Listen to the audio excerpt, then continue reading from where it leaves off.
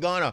Welcome to Personality Profile here on Joy 99.7 FM. My name is Lexis Bill, and I'm so happy that we have a Thursday evening again. Yeah, I haven't been on for a couple of weeks because I was away, but hey, I was excited about coming back, especially because of the guest that I have today. Yeah, sit back, relax, and enjoy an hour of a great conversation that's going to inspire you, that you probably would want to share as well with your friends and family. So we're live on Facebook, okay? This video is live on Facebook, and we're live on Joy 99.7 FM. Now get onto Facebook and share the link with your friends and family. You can drop it in the WhatsApp groups, because look, my guest is one you'd want the whole world to listen to. Yeah, absolutely. Welcome aboard. Tonight, I spent time with one of the most amazing scholars of the 21st century. And that's not me exaggerating. No. If you can attain 2 doctorates and full professorship within 10 years, and for 2 consecutive years be ranked as the AD Scientific Index by the AD Scientific Index as the leading marketing scholar in Africa, then truly you deserve all the accolades. Yeah. My guest deserves it all and more. Yeah. It might sound all rosy and glamorous now, but the beginning was far from that. It's a story that you and I could pick some inspiration from, no doubt. In his own words, setbacks matter little if you have a God to lean on and you learn from your mistakes. Our confession is single. Even though our beginnings may be small, our end will be great. You will hear more of these from my guest himself. He has served as the Deputy Vice Chancellor Academic at the University of Kigali in Rwanda and Rector of the Perez University College in Ghana. He's also a Professor of Marketing and holds visiting professor appointments in universities in Europe and Africa, a widely published scholar. He's published in several internationally recognized journals and edits the Palgrave Studies of Marketing in Emerging Economies.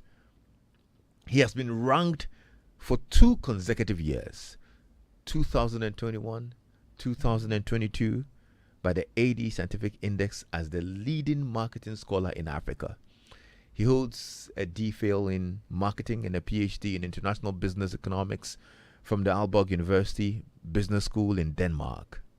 My guest is the Pro Vice Chancellor of the Ghana Communication Technology University, Professor Robert Ibo Henson.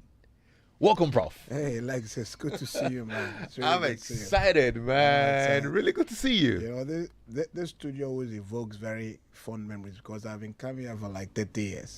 You know, and I was chatting with my friend Alex Banfo earlier today. We used to come here to meet Azigiza Jr. Oh, my goodness, back in the day. Things we do for laugh. They will put ourselves in a bus. They will travel here and come and talk about things that have to do with how young people should live their lives. And I've been here with Komla Duma, with Kojo Ponkruma, with Albert Okran.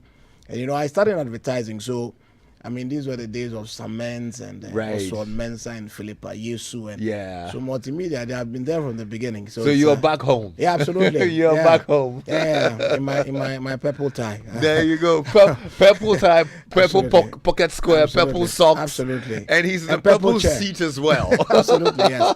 So it's all good. I need this camera to pan from top to bottom so you guys can actually see. I didn't know you were a fashionista like that. I'm trying. You can't be a marketing professor and not be dapper. To be incongruous. You are totally dapper. We Look, try. The outfit is just fit for the occasion. We need to celebrate you. You're a great man. And I'm so happy that you're here today.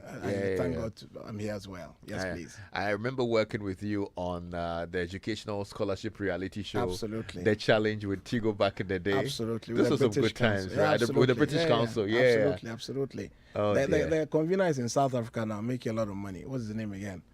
Oh, really? Yeah. He's the gentleman from British Council. Yes, I remember him. Now. Yeah, doing very well. Yeah. Good stuff. I'm excited. Absolutely. Well, it goes full circle eventually, doesn't it? Absolutely. Yeah. Yes. Anyway, so let me congratulate you first. Thank you.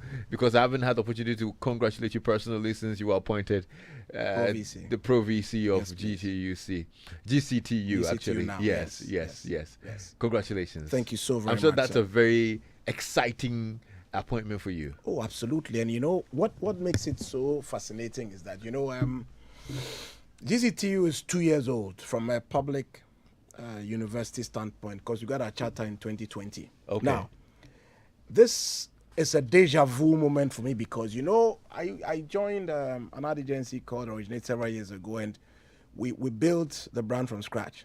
So GCTU is almost like a flashback to my practitioner days, because I'm working with a phenomenal Vice Chancellor called Prof. And they just completed a 10-year strategic plan. So everything is new and fresh and exciting and innovative. And if you look at the act establishing the university, we are supposed to run information technology related courses. So if you think of metaverse and AI and IT, it's like the best university to work in at this time. So I'm very happy to be here. Yes, very futuristic. Absolutely. And the future is digital. You don't need a PhD to know that mobile, for instance, took over long ago, and Africa has been forefront in mobile technology issues. And this week we've had the Ghana Tertiary Education Commission coming through to look at 13 new programs from diploma all the way to PhD in issues around computer science, IT, IS.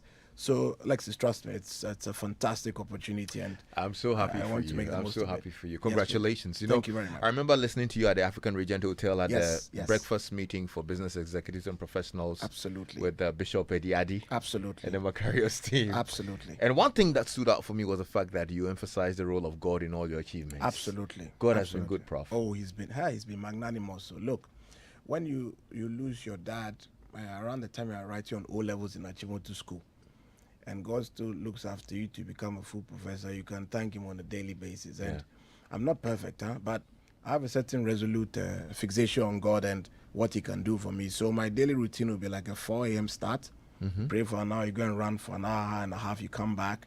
And then, once the day is committed to God, it will work. Yes. And that's how I go into every day and trust God for the kind of help he grants me on a day-to-day basis. And one thing I also enjoy is eating the word of God ravenously and then using it to deal with life situations as they unfold on a day-to-day basis. So I keep telling everybody who's a Christian business person that it's a non-negotiable requirement for success that you have a lot of the word of God in your belly. You should know what's in Psalm 37 verse 4 and verse 5. It says, delight yourself in the Lord, he will grant you desires of your heart. The verse 5 says, commit your way also unto him, and he shall bring it to pass.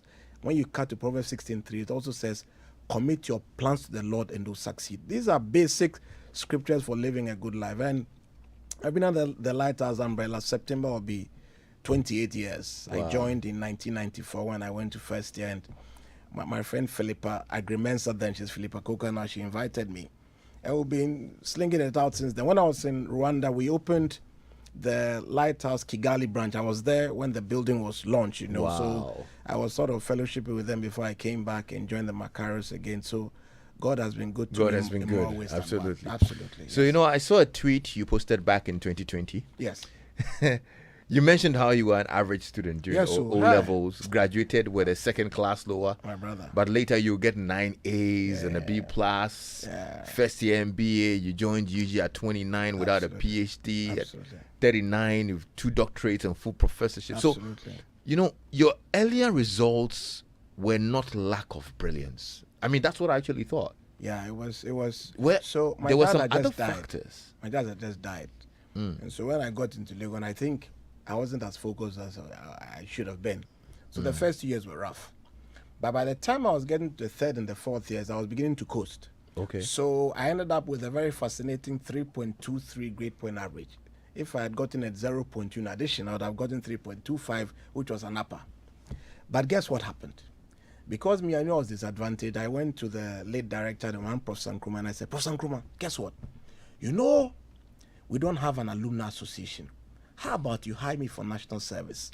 So we built the School of Administration Alumni Association from scratch. We were in a room called G10. And we built it, mobilized it. And the man said, but if you've built this alumni association, you take me for master. So I want to do MPhil by the grace of God. I got 9 A's and a B plus. My brother, I haven't looked back since then. Just believing God and moving. When I was doing the so the MPhil, I got 9 A's and a B plus in the first year, did my thesis and passed. Then I also went to Lagos. Now, when I joined, I didn't have a doctorate degree, but through a certain interesting confluence of circumstances, I ended up with a DPhil in marketing from Lagos itself, and then a PhD in international business from Aalborg University in Denmark. But let me share this with my listener, just so that we get a good perspective. I think I cut my marketing teeth in industry.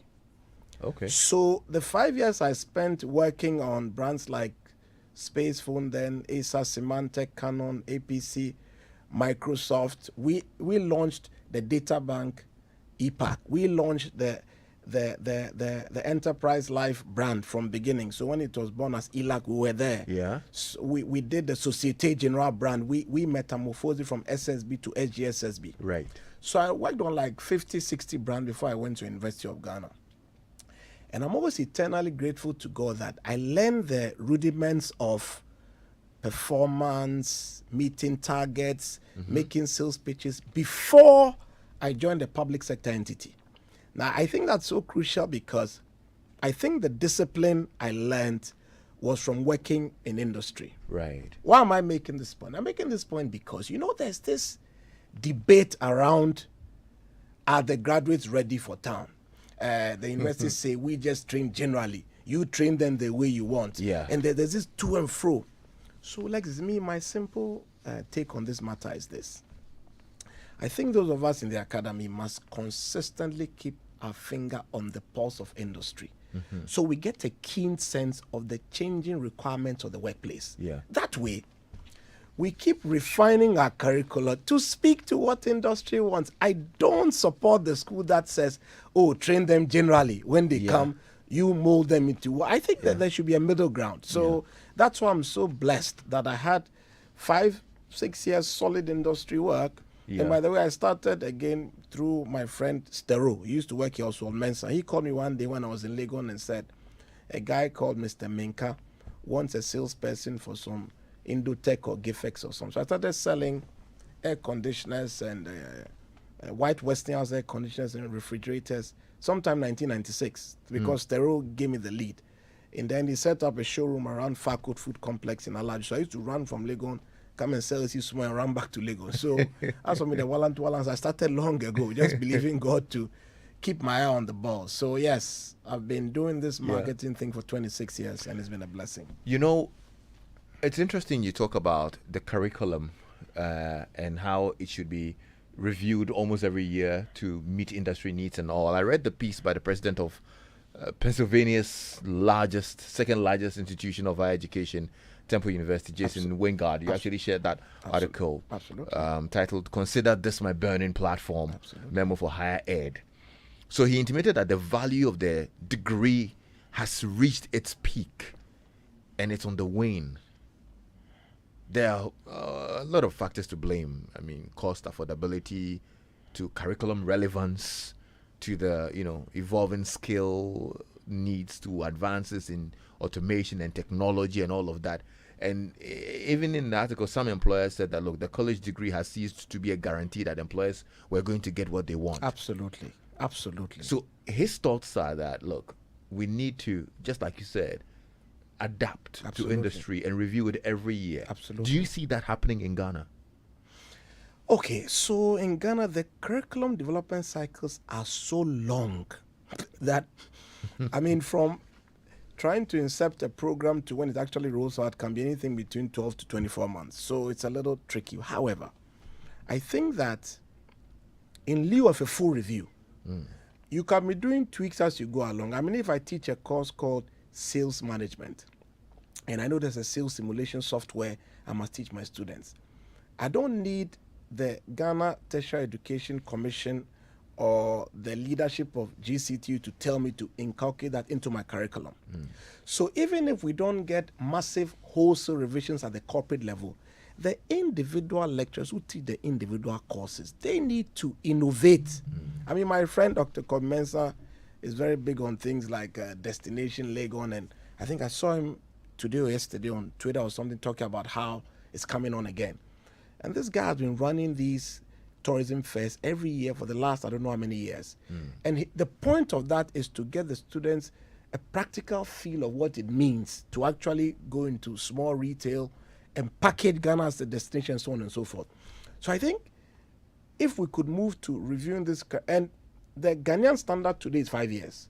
So when GTech comes and says, Lexis Bill University, I've approved a course in health informatics for you, you are supposed to go back after 5 years to get it reviewed. 5 years is not bad, but the pace at which the world is moving, maybe we need to look at reviewing that horizon a bit. Because look, nowadays, you can take a digital marketing course, go to Coursera, Udemy, take something hot sweet, and with $200, probably have the skills that a BSc marketing student from a public university may not have. So when you get to the workplace, this guy with a $200 short course might actually deliver faster value than the guy who did the 4 years BSc marketing program. Right. Which is not to say the BSc marketing program is not good. But we need to start contextualizing what we offer in order to make them more ready for the business market. You're in business mode, actually. Let me switch back to getting to know you a bit more, Prof. That's fair. Where are you from? Where did you grow up? Oh, me, I grew up in Osu, just down the road from me, in a place called Osu CDC, Café de Coleman. And Osu CDC is very close to the Osu Presbyterian Church.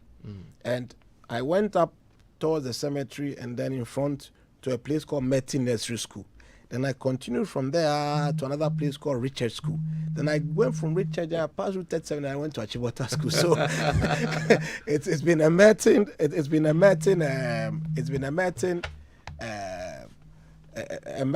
Richard, Achibota thing. But the thing with Achibota was that it was like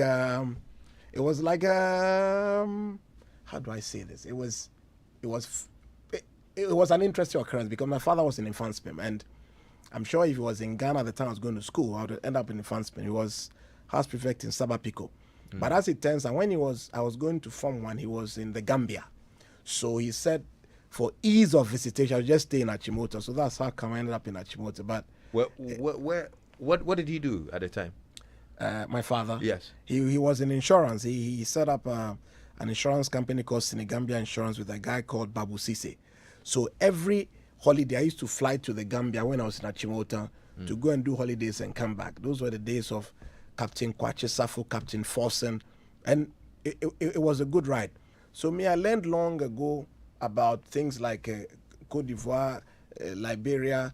I used to go and watch Jules Bokande. You know, he used to play for the Senegalese national team, Jules Bokande. So I used to go to Dakar to watch soccer sometimes with some of my father's friends. So I always pride myself that one thing that distinguishes the Henson brand is that I know Africa very, very well.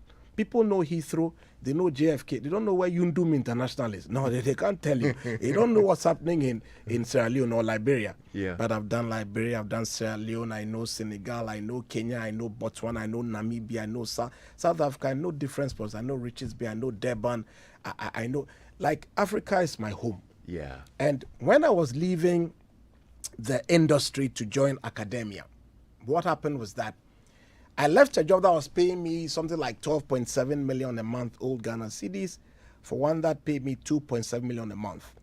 Now, that's like taking 1,000 CD pay cut to leave a high-flying industry job to join a university where you're going to start from the bottom like a lizard about to climb a tree. Yeah. But I made that switch. And I remember my personal brand vision at the time was, if God will be gracious, I wanted to be the leading voice in marketing on the continent of Africa. You told yourself that? So last year when it happened, I told my mother, I was right. She said, hey, Nakona, and we all laughed because I didn't know she even remembered the time I met her that this was one of the reasons why I wanted to become an academic. Yeah. That one day, if God would be so gracious, I'd probably be one of the, in fact, I wanted to be one of the leading voices in market, not the leading. Yes. So last year, when the ranking was done out of 48,000 plus scholars and I was ranked, I was like, yes, the miracle has occurred. So when I mentioned it, she goes, hey, and then we all laughed about it, you know. But so yeah, wow. that has been my story. And so your upbringing sounds a bit privileged. Do you know Kobolo boys? What are you talking about? I used to, you know Dikos. I mean, you. No. Do you know Dikos? You don't go to Dikos. Gambia for. No, do you know Dikos? You go to Gambia for holidays. No, do you know Dikos? Go and watch football with daddy. No, do you know Dikos? I know Dikos. Okay. So when I was growing up in Osu, we were dealing with discourse and gutter to gutter. So the people I grew up with, they were not dadaba or anything. I think. But you were dadaba. Well, now that I think about it, if you add Merton to Richard Chachimota, it doesn't sound too Ijaba anymore. I always thought I was Ijaba. But after tonight, I think I'll revise my You notes. have to revise it because, I didn't even know the Richard part and the Merton. I'm like, I went to Richard. Look at you. Like Nana Boido and Elikem Queen here. Very, very big people. Yeah, it's been a very good ride. God has been gracious. Was that your childhood dream? To do what? To get into marketing. And So to do what you're doing marketing, now, or probably be in academia. So when I was in the School of Admin then, they used to laugh at marketing people that if you do marketing, you go and sell tomatoes. You're a tomato seller. So the most fashionable courses were accounting, or if you couldn't fall in accounting, you go and fall in banking and finance. Marketing was for like those who, ironically, they said marketing for those who were not quantitative. My brother, if you study the leading marketing scholars in the world, your Philip Kotlers and the rest, their PhDs were in chemistry, physics, mathematics, engineering. In fact, if you look at some of the biggest marketing people on this continent, their degree was not in marketing. It was in economics, engineering, statistics. So the myth that marketing is not quantitative and that if you want to read, you go and do marketing, I don't know where it came from. So me, when I looked at myself, I saw that no, this finance and accounting thing, it will take Takashi to do it. All this net present value amortization, something working capital and all these nations. My brother, I have not regretted one day. And marketing, we are talking about the dollar that is battering the cedi. We talk about fundamentally changing the structure of our economy. We say big things like we have to export more. All these big words is marketing. Hey, listen. If we are finding products that are exportable, we are doing international business, international marketing. This thing we are doing now is marketing. You are delivering eyeballs. If this program works well, next time your advertising spend will go, people will come and buy. So marketing for me is the glue that holds everything together, because whether you like it or not, you are in marketing. You are a pastor, you are in marketing, you are an engineer, you are in marketing. So for both the entrepreneurial business and the multinational, marketing is an essential component of business success. That's why I love the subject too much. Love it. Yes.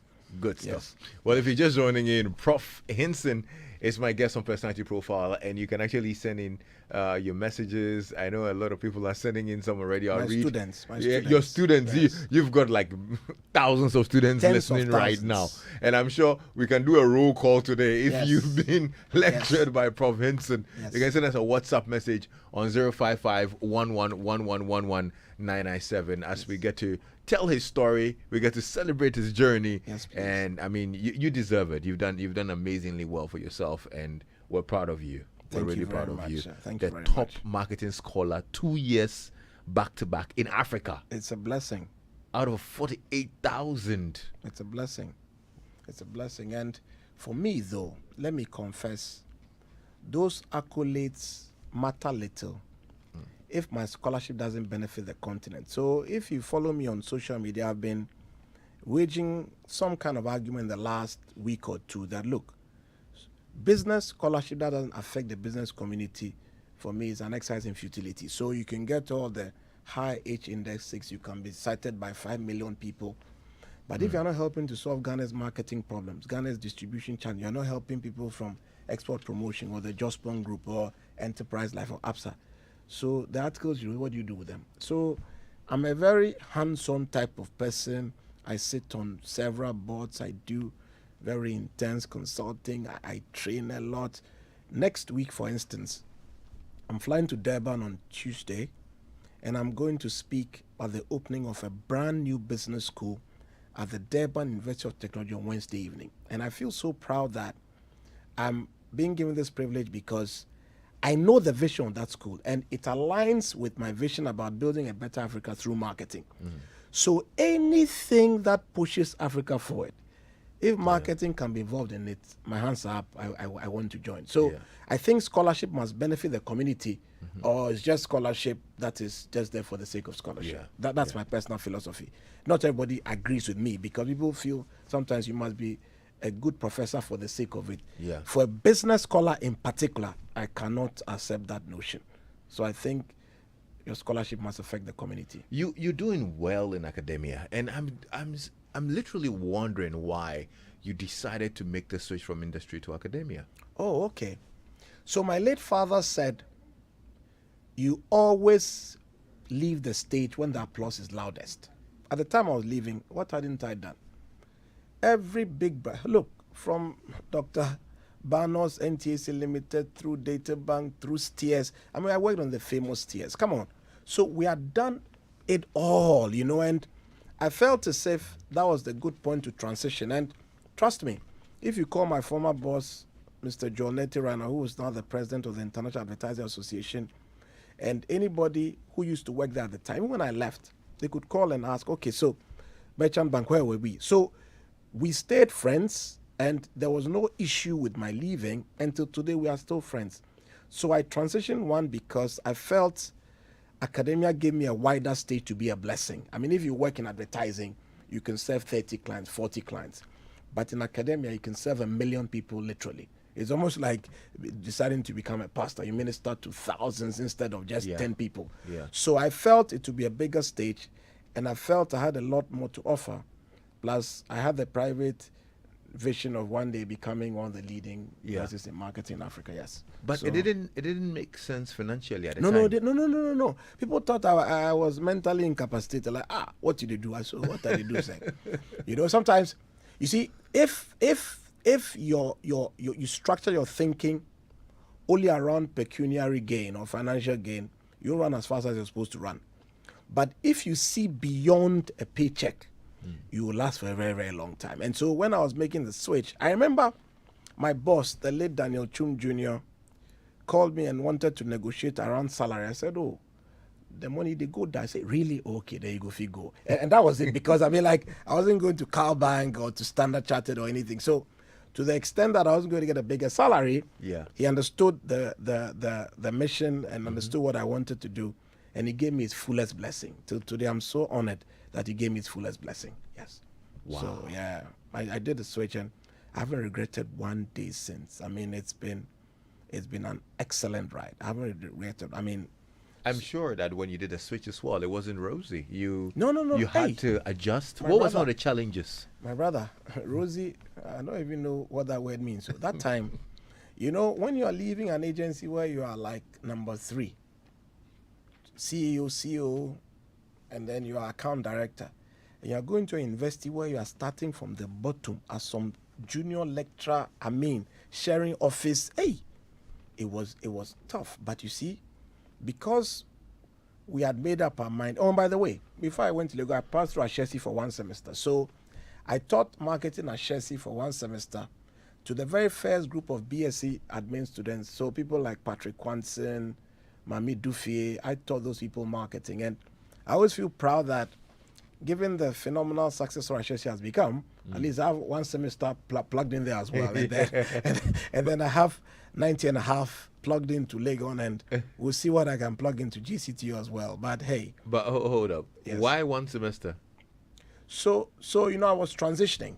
So I was going to Legon anyway.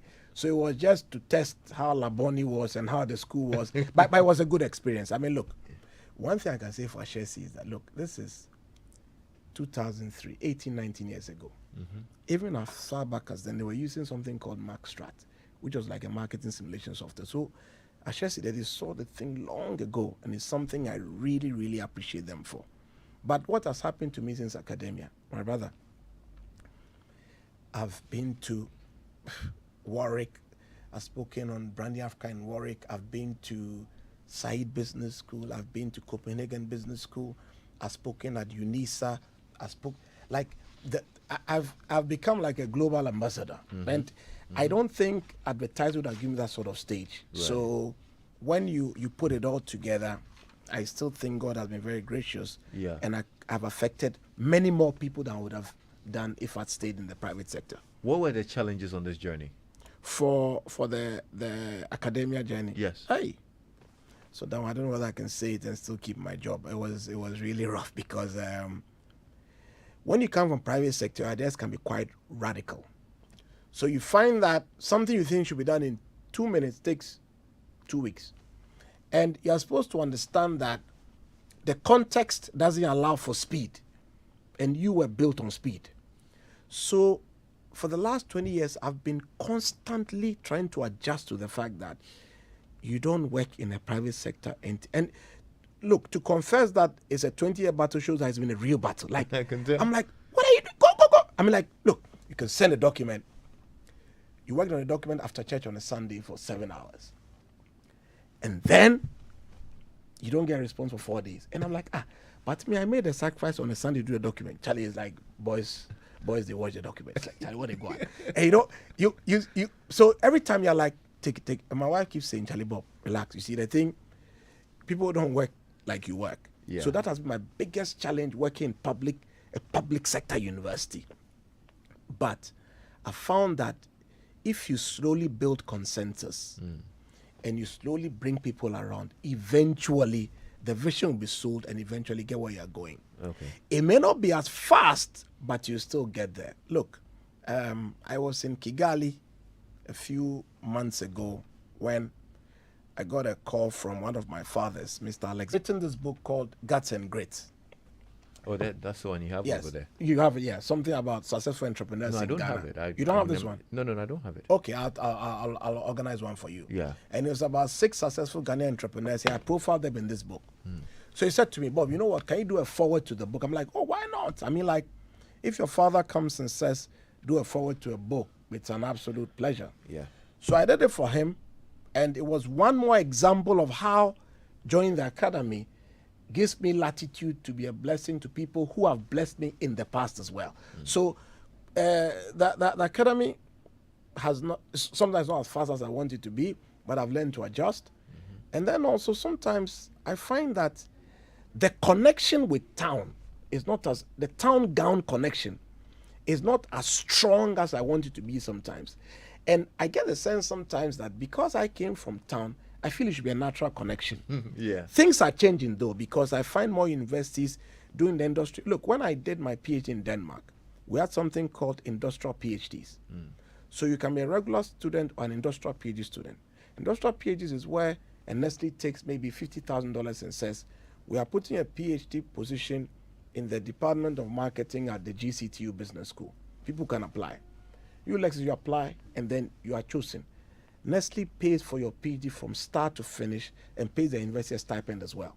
So there are all these innovative industry, academia type collaborations that I pray that sooner than later would also characterize the Ghanaian university environment. But all said, Eunice was right. I did senior lecture in 2.5 years, did HOD, climb, did ASO Prof, did full Prof, did the 2 PhDs. I've been head of department for 7 years. I was head of Hillary Mann Hall for 3 years. I was director of institutional advancement for 1.5 years. So Legon has been a big blessing to me. Then I went to Rwanda, and now I've come back to the Ghana Communication Technology University. So I've enjoyed myself tremendously. Yes. How was Rwanda? You got that job last year. Yeah, I did. How long did you stay there? For about 8 months, 8-9 months. It was very short, but why was it so short? Good question. So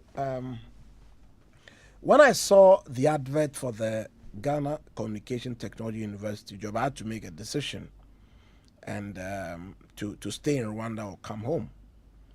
And so when I sort of did the calculation regarding big brand, Rwanda, Paul Kagame, Amen. And you know, when I became acting VC, that story sort of took over Ghana by storm, and I got people tweeting to thank me. The Rwandans were totally blown away. Then I had to remind myself of why I became an academic, you know. And I became an academic to help, not to be a rock star. You know, rock star is good. And Rwanda was my rock star, like, you know. So I went to have a discussion with the people there, the big men there. And then we came to some sort of fantastic compromise. I had a senior scholar friend who was based in South Africa, but I was Tanzanian. And so what we did was that we sort of agreed that he would come and become vice chancellor because I transitioned from deputy VC to acting VC. So by the time I was leaving to come to Ghana, the guy had arrived in Rwanda and taken over the reins of the university. Okay. So at any rate, I think it was a seamless transition, and I didn't leave some sort of lacuna that nobody could fill. Prof, you've still not answered my question. What was the question? Why did I come? My family is here. What are you saying? My family is here. And my brother, if you can help in Ghana, you've helped Rwanda small. I mean, so I came home to help, and honestly, the technology thing too excited me because, technology is the future. And if I get to work in a technology university, I want to do some magic at that university. And my VC says he calls it a Las Vegas Silicon Valley. Yeah, anytime he says Silicon Valley is one part, but he said the Razzmatazz is the Las Vegas part. The Las Vegas part. Being a marketing boy, I can relate to Las Vegas Silicon Valley. So we are pushing hard. Oh dear, good stuff. Absolutely. Look, before I actually get to the message, lots of messages are coming in. You have no idea. Folks are sending in messages on our Facebook live feed. Yes, please. You can also get onto our Facebook live feed and put your comments there. Our WhatsApp number is choked at the moment. I'll read the messages, but I want to know how your stay in Kigali was and how different is the curriculum and the structure of academia in Kigali. I'm very happy you asked that question. In Rwanda, in my university, the University of Kigali I was in, I found that we actually pay by modules. I was so fascinated. So you don't pay the regular semester fee. No. You pay 111. So you take one course, you pay. You take one, you pay. Oh, okay. If you don't pay, you're not going. I thought it was such a revolutionary way of paying university fees, and so I was quite blown away. That was one. Two, it was a very culturally diverse university. On the faculty side, we had like maybe 12, 13 different nationalities, not on the student side. And so I found myself working with Tanzanians, Ugandans, Kenyans, we recruited a marketing director from Ghana as well. So it was culturally diverse, and the country works, and I also live not too far from the university, so I could keep the weight down by walking to and from work every day. So that was also a blessing. No plenty car and traffic and pollution. Just walk and go. So that also worked very, very well. And then I got to host some fantastic people there as well. I had a lot of Ghanaians coming through. Prof. Sabuchi came through. We had a fantastic time.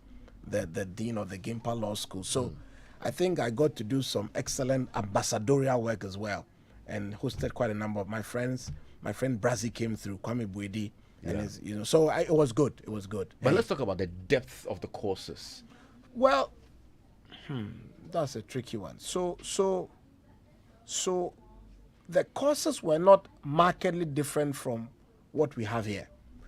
The only novelty was the way students paid to patronize the courses. But we still had evening school, we still had day school, which is not new. I mean, at the University of Ghana Business School, we have all those options as well. So there was not a big difference in that general regard. But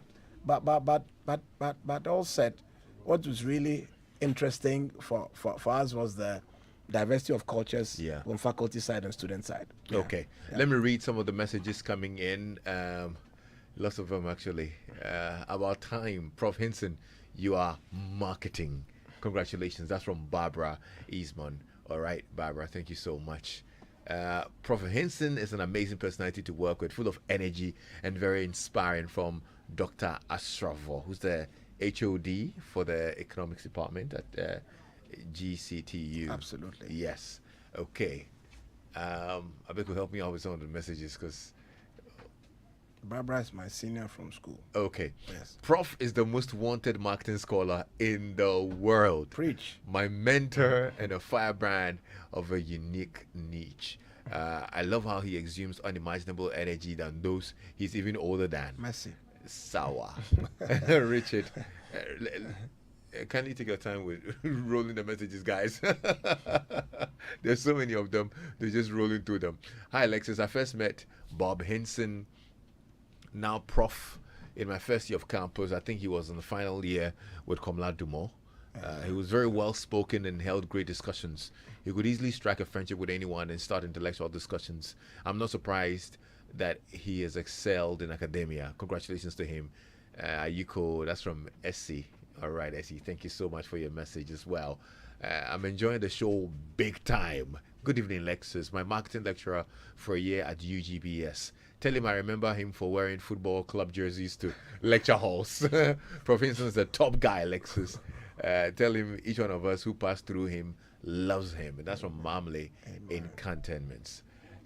Life has taught you a lot of lessons, Prof. Yes. From your working life, relationships with people, yes, family. Yes. What's the greatest lesson life has taught you?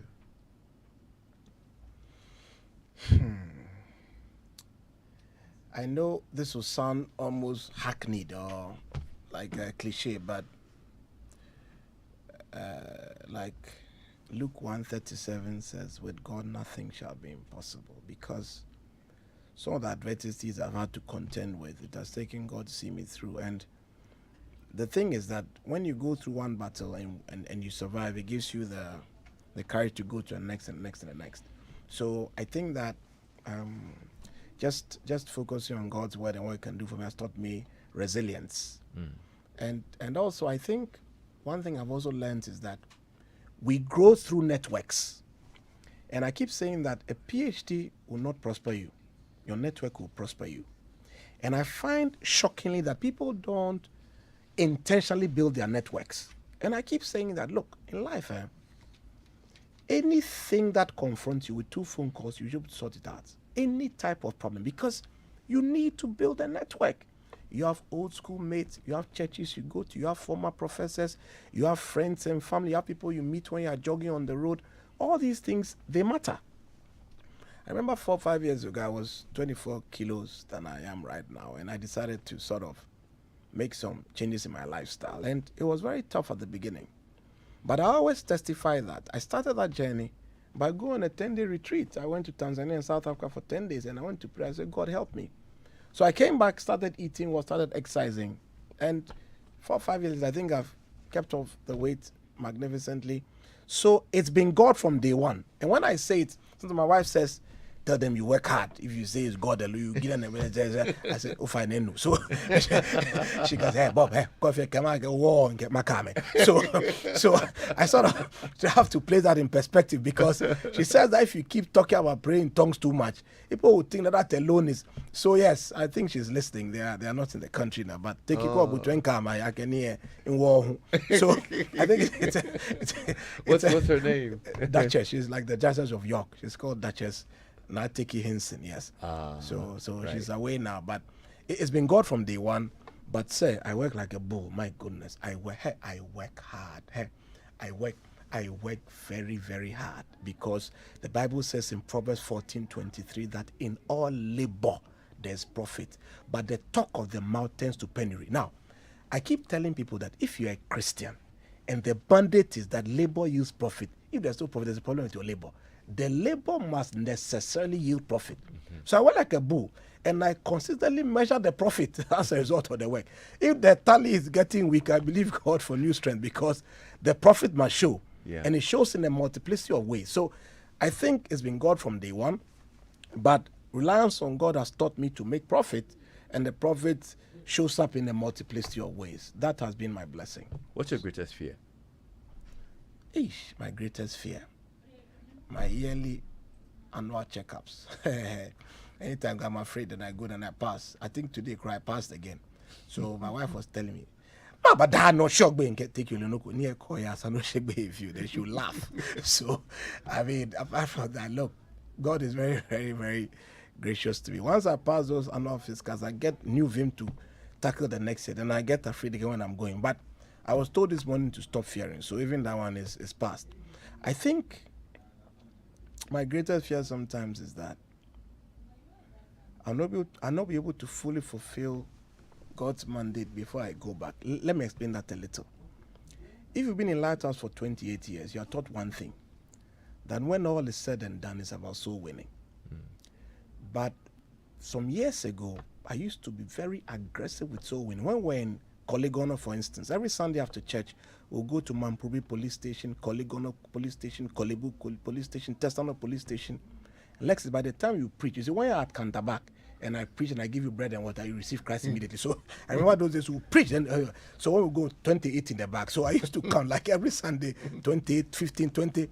But nowadays it's been a little difficult, and I'm trying to reorganize myself to go back to the field, because Bishop Blackwood Mills says two things.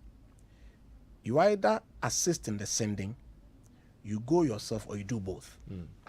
So for the longest time, I've been focusing on assisting in the sending, so you contribute to crusades.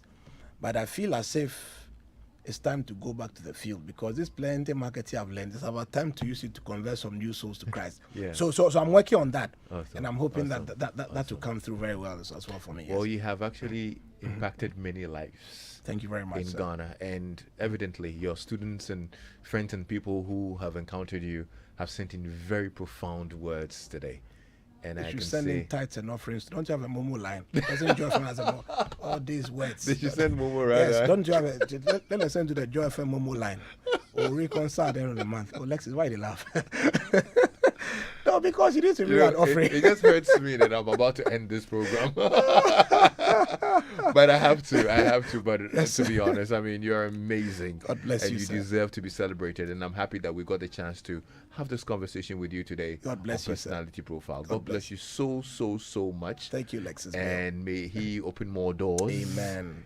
And make you bigger than you already are. Amen. Professor. Amen. Bob. Thank you. Ebo Henson. Thank you, sir. Thank you, sir. God bless you. God bless you too. Have a good one. My name is Lexis Bill. It's been a great evening. If you missed any part of this conversation, the video is live on our Facebook page right now. Yeah, when we're done, you can actually share it with your friends. You can actually watch it from the beginning all over again. Okay? And next week, God willing, we're back with another edition of Personality Profile. On behalf of the team, we're really grateful. Very shortly, Uncle Bile is going to be on your radio. He's sitting in for Uncle Ken this evening. I totally can't wait. Mr. Ankara, thank you so much and welcome.